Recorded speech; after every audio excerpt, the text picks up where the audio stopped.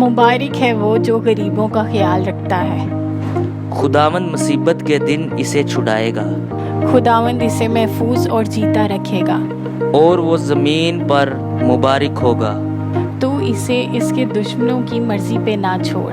खुदावंद इसे बीमारी के बिस्तर पर संभाल लेगा। तू इसकी बीमारी में इसके पूरे बिस्तर को ठीक करता है। मैंने कहा, आए खुदावंद मुझ पर रहम कर।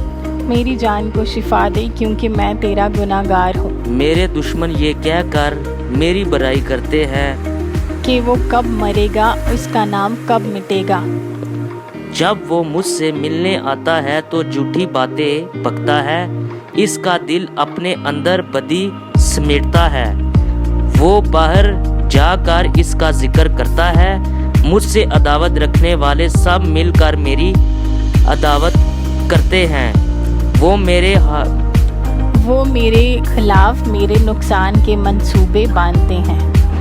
वो कहते हैं इसे तो बड़ा रोग लग गया है। अब जो वो पड़ा है तो फिर उठने का नहीं। बल्कि मेरी दिली दोस्त जिस पर मुझे भरोसा था और वो मेरी रोटी खाता था।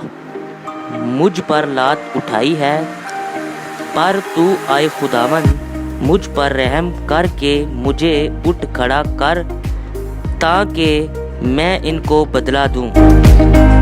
इससे मैं जान गया कि तू मुझसे खुश हुआ, कि मेरे दुश्मन मुझ पर फतह नहीं पाते।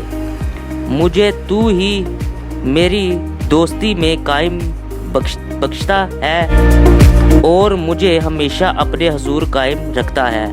खुदावंद इसराइल का खुदा अज़ल से अब्बा तक मुबारक हो। आमीन सुम आमीन। खुदावंद का पाक कलाम पढ़ा और सुना गया, हम सब के लिए बाइस बरकत हो।